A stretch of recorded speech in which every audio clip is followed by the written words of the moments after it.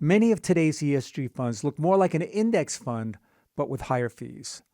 It's no wonder the poster child of ESG investing and biggest cheerleader is none other than Larry Fink, CEO of BlackRock, a fund company with close to $8.6 trillion in assets under management. Do the math. Here is one of BlackRock's top offerings, the ESG Aware Fund.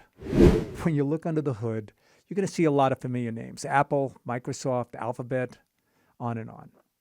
As a matter of fact, when you dig further, you can see that it looks an awful lot like an S&P 500 index fund. So much so that when you look at just the top 10 holdings, there's almost no difference. Let's look at the Vanguard S&P 500 ETF Index Fund, VOO.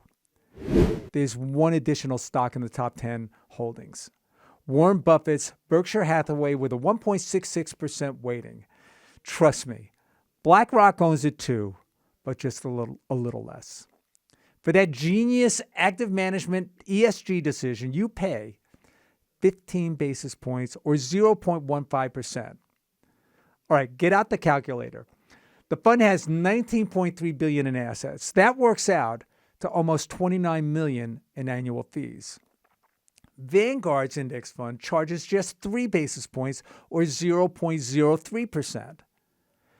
You don't have to be an MIT graduate to see that on just this one fund, BlackRock pockets an extra $23 million.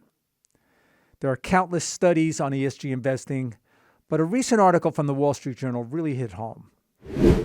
They point to a Harvard study that showed only 30 cents on every dollar is going to companies that ESG investors really care about.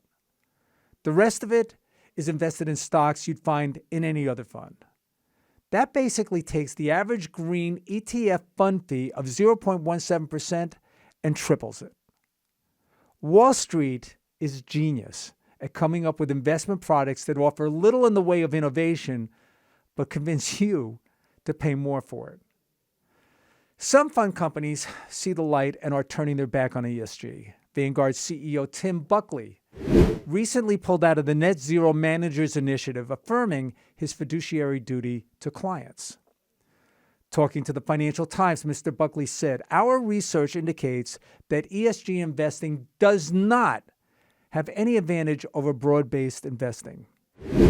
Here's another insider, Tariq Fancy, former BlackRock Chief Investment Officer of Sustainable Investing on CNBC, said the following: "This is a fight over marketing."